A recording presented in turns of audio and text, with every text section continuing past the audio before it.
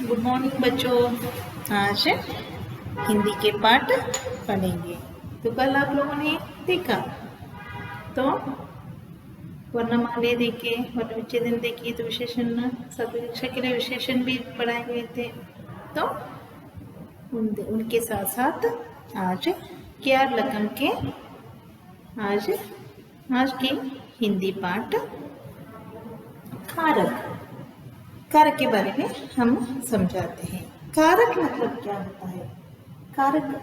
कारक ಅಂದ್ರೆ प्रत्यय ಅಂದ್ರೆ ಏನು?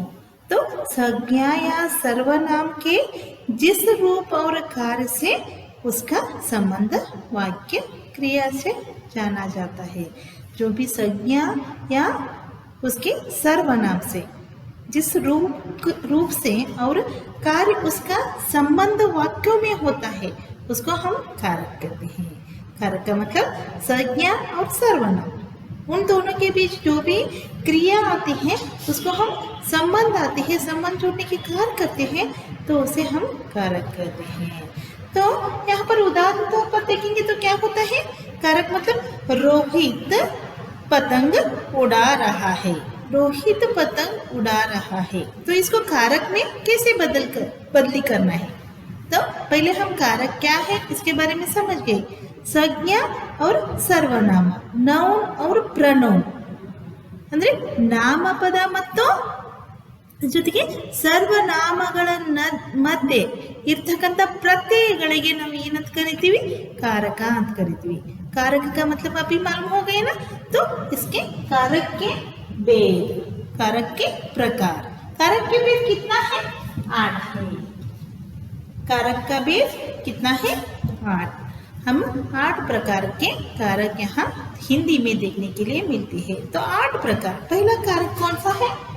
कर्ता कारक, कर्म कारक, करण कारक, संप्रदान कारक, आपादन कारक, संबंध कारक, अधिकरण कारक एंड संबोधन कारक। यहाँ तो हम कारक मतलब क्या कहते हैं? कारक को कन्नड़ में क्या कहते हैं? विभक्तिय। आपको मालूम है विभक्तिय कौन कौन सा है? कारक कौन कौन सा कन्नड़ में मालूम है? विभक्तिय। कर्ता मतलब प्रथमा। प्रथमा के लिए कौन सा कारक यूज करते हो? प्रथमा हु। उसी तरह हम प्रथमा के लिए ने प्रयोग करते हैं। तो कर्म, दूसरा कर्म, कर्म के लिए क्या कहते हैं? द्वितीय। तो कर्ता कर्म, कर्म मतलब द्वितीय। तो संप्रदान मतलब करण, करण ये कौन सा कारक होता है? तृतीय। करण कारक के लिए तृतीय विभक्ति कहते हैं। तो इसी तरह चतुर्थी, आपादन कारक को चतुर्थी कहते हैं और संबंध कारक को पंचमी कहते हैं। और यहाँ पर हमें तो 7 मिलते हैं लेकिन हिंदी में 8 हमें कारक मिलते हैं। तो षष्ठी, अधिकरण कारक के लिए षष्ठी कहते हैं। पंचमी, संबंध को पंचमी कहते हैं। षष्ठी अधिकरण के लिए कहते हैं। तो सप्तमी अधिकरण के लिए कहते हैं। षष्ठी किसके कहते हैं? संबंध के लिए कहते हैं। और चतुर्थी आपादन के लिए कहते हैं। तो आप हिंदी में पहले समझिए कारक। कारक क्या है? संज्ञा और सर्वनाम जिसे रूप और कार्य से उसका क्या होती है? संबंध वाक्यों में प्रयोग होती है। तो उन दोनों के बीच में जो उदाहरण तौर पर बताएंगे तो रोहित पतंग उड़ाता है। रोहित क्या करता है? पतंग उड़ाता है। रोहित पतंग उड़ाता है। तो उड़ाता है रोहित, यहाँ पर उड़ाना क्या है? क्रिया। रोहित पतंग, चलो रोहित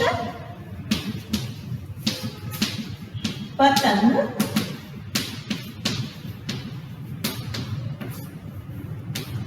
उड़ाता है। तो ये तो क्रिया हो गई। रोहित क्या कर रहा है? पतंग उड़ा रहा है। तो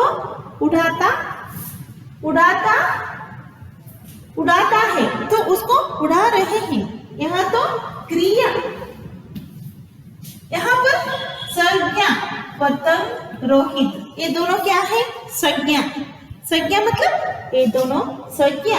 यहाँ पर पतंग कौन उड़ा रहा है? पतंग रोहित उड़ा रहा है। तो इनमें तो कोई कारक हमें दिखाई नहीं देती। तो पतंग रोहित उड़ा रहा है। रोहित क्या कर रहा है? उड़ा रहा है। क्या उड़ा रहा है? पतंग। पतंग को उड़ा रहा है। तो इसमें हम कारक न होने से कारण किससे कार्य हो रहा है उसके बारे में यहाँ पर जोर नहीं मिलती। तो हम इसको कारक लगाकर बताएंगे तो कैसा होता है? रोहित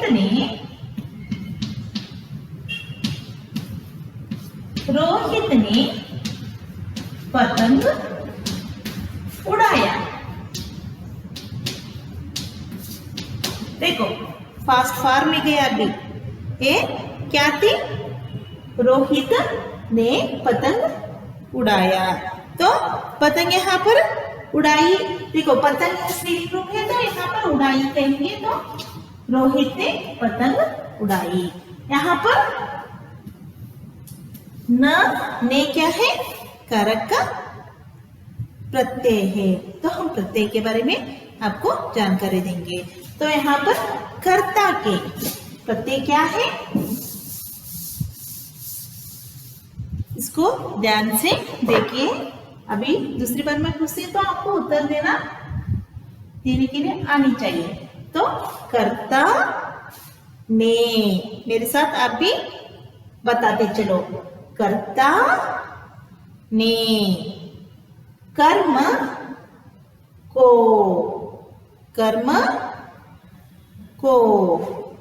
करण से के द्वारा, करण यस से के द्वारा। ये तो इसके प्रत्यय हैं। ये तो प्रथमा उ, द्वितीय अन्नो, तृतीय इंद, ये ಯಾವ ರೀತಿ ಹೇಳ್ತಿರಲ್ಲ ಅದೇ ರೀತಿ ಇದು।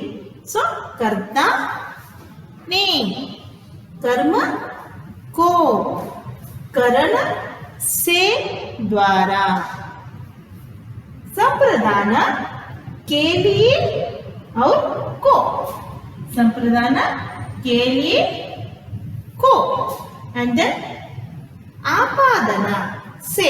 देखो यहाँ पर तो दो से आ गए, यहाँ पर कंफ्यूज आती है। आपादन में से क्या है और करण में भी से है। तो इन दोनों का क्या व्यत्यास है बाद में हम समझाते हैं। तो आपादना से संबंध का, के, की, इसके साथ साथ हम क्या करते हैं? यहाँ पर रा, रे, री के बारे में भी यहाँ पर हम संबोधित करते हैं।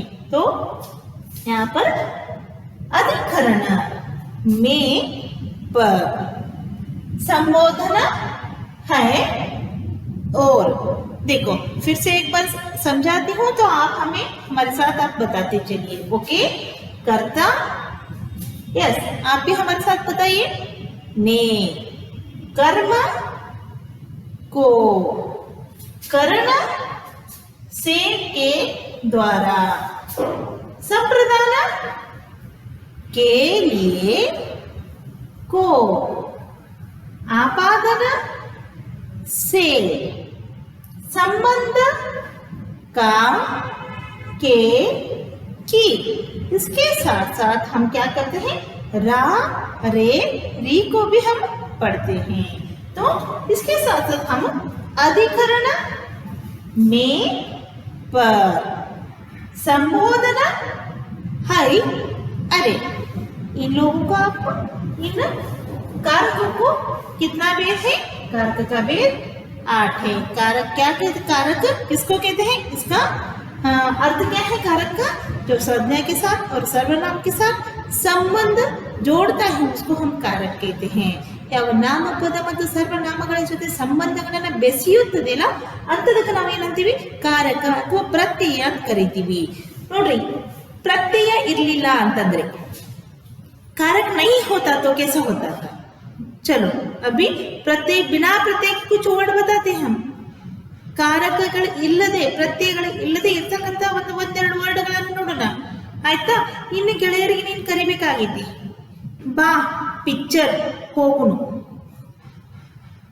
ನೋಡ್ರಿ ಇಂದ ಅವನು ಇಂಥವೆಲ್ಲ ಏನು ಹಚ್ಚಿಲ್ಲ ಅಂತಂದ್ರೆ ಮಧ್ಯ ಕಾರಕ ಇರ್ಲಿಲ್ಲ ಅಂದ್ರೆ ಬಾ ಆಟ ಆಡು ಆಡೋನು ಅಂತಂದ್ರೆ ಕೂಡ ನೂ ಅಲ್ಲಿ ಕಾರಕ ನಮಗೆ ಹತ್ತೈತಿದೆ ಬಾ ಆಟ ಬಾ ಏನು ಅರ್ಥ ಇರ್ತಕ್ಕಂಥ ಒಂದು सेंटेंसಗಳಾಗ್ತಾವ सो ಪ್ರತ್ಯಯಗಳಲ್ಲಿ ನಾವು ಹಚ್ಚಿ ಮಾಡಿದಾಗ इस कारक को जब लगाकर बताते हैं तो उसका मीनिंगफुल सेंटेंस होती है। चलो खेलने के लिए मतलब संप्रदान कारक आ गई देखो खेलने के लिए चलो ಆಟ ಆಡಲಿಕ್ಕೆ ಹೋಗೋಣ तो ಮಧ್ಯ ಮಧ್ಯ ನಾವು ಪ್ರತ್ಯಯಗಳು ಯಾವಾಗ ಬರ್ತಾವೋ ಅವಾಗ ನಮಗೆ ಸಂಪೂರ್ಣವಾದಂತ ಒಂದು ಸೆಂಟೆನ್ಸ್ ಫಾರ್ಮ್ ಆಗುತ್ತೆ ಅಂದ್ರೆ ಒಂದು ಸಂಪೂರ್ಣವಾದಂತ ವಾಕ್ಯ ರಚನೆ ಆಗುತ್ತೆ ಆವಾಗ ಅದು ಒಂದು ಅರ್ಥಗರ್ಭಿತವಾದಂತ ಒಂದು ವಾಕ್ಯ ನಮಗೆ सिक्ती। सो यहाँ पर हम करते हैं कारक का प्रयोग किस तरह करते हैं इसके बारे में तो आपको मालूम हो गई। संज्ञा सर्वनाम मतलब संज्ञा मतलब क्या है नामपद सर्वनाम मतलब आपको मालूम होगी। तो सर्वनाम और संज्ञा के साथ साथ उसको संबंध जोड़ते हैं तो उस जब सेंटेंस हमें पूर्ति अर्थपूर्ण आगे सिगते ಅದಕ್ಕೆ ನಾವು कारक ಅಂತೀವಿ। फिर से हम कारक के इन प्रत्यय को देखेंगे तो इसके साथ साथ इसके कारक का मतलब कर्ता इसका अर्थ हम देखेंगे। कर्ता मतलब क्या है अभी कर्ता कारक मतलब क्या है तो हम यहाँ पर कर्ता कारक को कारक में 8 प्रकार देखते हैं। तो कर्ता कारक मतलब सब्जेक्टिव केस किसे कहते हैं क्रिया के करने वाले को व्याकरण में कर्ता कहते हैं। जो भी क्रिया करते हैं उसको हम क्या कहते हैं व्याकरण में कर्ता कहते हैं। तो यह विशेष रूप में संज्ञा या सर्वनाम ही होता है। देखो जो कर्ता का ये प्रत्यय आते हैं ना तो ये विशेष रूप से संज्ञा या सर्वनाम के साथ ही आती है उसके बिना कहीं पर नहीं आती होती है और इसका सीधा संबंध क्रिया से ही होती है। देखो अभी मैं आपको एक उदाहरण दिया राधा ने पत्र लिखा तो ले लो राधा ने पत्र लिखा। देखिए यहाँ पर संज्ञा क्या है अभी मैं बताया जो भी नाम सर्वनाम अभी नाम होता है तो उसको क्या कहते हैं संज्ञा।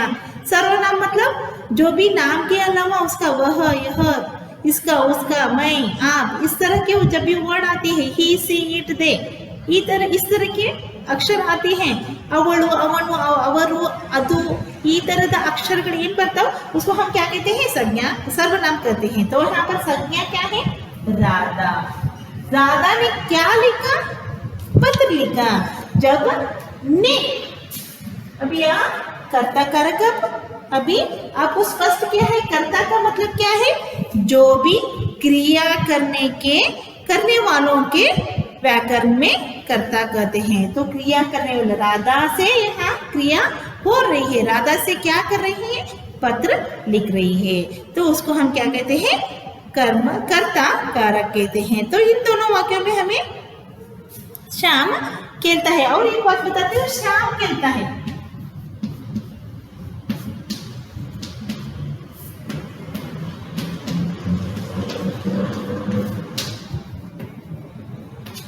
श्याम क्या करता है श्याम खेलता है। देखो यहाँ पर भी एक वाक्य है श्याम क्या कर रहा है खेल रहा है। तो राधा क्या करे राधा ने पत्र लिखा श्याम खेलता है तो यहाँ पर शाम से ही क्रिया हो रही है फिर खेल रहा है वो। इसमें दोनों में अंतर क्या है इसमें तो यहाँ पर भी राधा से क्रिया हो रही है तो लिखना हो रही है लेकिन उसी तरह श्याम से भी यहाँ पर क्रिया हो रही है। तो इन दोनों में हमें देखने के लिए मिलते हैं कि अंतर राधा और श्याम दोनों ही क्रमशः क्रिया कर रहे हैं खेल रही है और लिख रही है लेकिन यहाँ पर हमें क्या मिलते हैं क्रिया से जुड़े लेकिन राधा के साथ ने विभक्ति का प्रयोग हुआ है और श्याम के साथ कोई विभक्ति का नहीं प्रयोग हुआ है। तो इस रूप से हम जब वाक्य में भूतकाल की कर्म क्रिया होती है तो उसको ने उपसर्ग का प्रयोग करते हैं। देखो राधा ने पत्र लिखा श्याम खेलता है जब ने का प्रयोग, ये दोनों कार्य तो हो रही है किसके, संज्ञा के साथ, मतलब राधा ने पत्र लिखा। यहाँ पर आपका ये कौन सी फॉर्म में है, कौन सी काल में है, टेंस कौन सा आती है, फास्ट फॉर्म। तो ये भी श्याम खेलता है, तो श्याम खेलता है, राधा पत्र लिखती है। तो लिखना मतलब फास्ट फॉर्म में है। तो ये भूतकाल में, जब भी भूतकाल का सेंटेंस आती है तो ने का ज्यादातर प्रयोग होती है। तो प्रेजेंट टेंस में जब आती है तो उसी से संज्ञा से वो क्रिया होती है, लेकिन फिर भी वो उसमें प्रत्यय न लगा सकते हैं। तो प्रत्यय आ भी सकता है, न आ भी सकता है, इसके इतना ही इसमें व्यत्यास है। तो अभी कर्ता के बारे में आपको मालूम हुआ। तो कर्म कारक मतलब ऑब्जेक्टिव केस, सब्जेक्टिव आपने देख लिया, ऑब्जेक्टिव केस देखेंगे। तो कर्म कारक के अंतर्गत क्या आते हैं, हेल्पिंग और प्रत्यय क्या है, को। तो इन कर्म कारकों को हम कहते हैं कि क्रिया का प्रभाव पड़ने, क्रिया का प्रभाव पड़ने वाले रूप को कर्म कारक कहते हैं। तो जब भी जो भी क्रिया का प्रभाव पड़ते हैं तो उसको क्रिया जो व्यक्ति क्रिया करते हैं उसके ऊपर प्रभाव पड़ते हैं तो उसको हम कर्म कारक कहते हैं। तो उसको कर्म कारक के लिए हम सकर्मक क्रिया के साथ साथ आता है। तो इसका सकर्मक क्रिया मतलब क्या है, सकर्मक क्रिया मतलब क्या है, अभी कर्म कारक कहते हैं तो कर्म केवल सकर्मक क्रिया के साथ हो जाता है। तो इसका वो परसर्ग को है, परसर्ग को का, तो इसका तो को का कहाँ पर आते हैं, को का, इसको कर्म को उपसर्ग के साथ साथ सकर्म के साथ साथ को हम लगाते हैं। तो परसर्ग मतलब प्रयोग विशेष रूप में कहाँ पर होती है, प्राणीवाचक में। तो प्राणीवाचक संज्ञा के साथ ही होता है। तो लेकिन कभी कभी क्या होती है, बल देने के लिए अपवाद स्वरूप में अब प्राणीवाचक भी यहाँ पर आती है। तो उदाहरण तौर पर उपसर्ग मतलब क्या होती है, माँ ने बेटे को समझाया। तो यहाँ पर उपसर्ग कौन सा है, कर्म। आपको ये याद में रखना चाहिए, क्रिया का प्रभाव पड़ने वाले रूप को कारक कर्म कारक कहते हैं। जब भी क्रिया के ऊपर हम जोर देते हैं, जो भी करने वाला होता है उसको नहीं, यहाँ पर संज्ञा के ऊपर नहीं होती, क्रिया के ऊपर होती है। फॉर एग्जाम्पल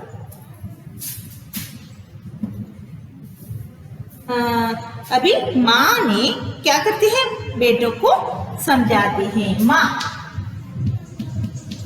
क्रिया कौन कर रही है, माँ कर रही है।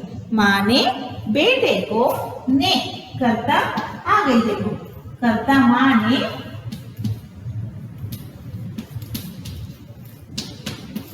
बेटे को क्या करती है, माँ ने समझाया।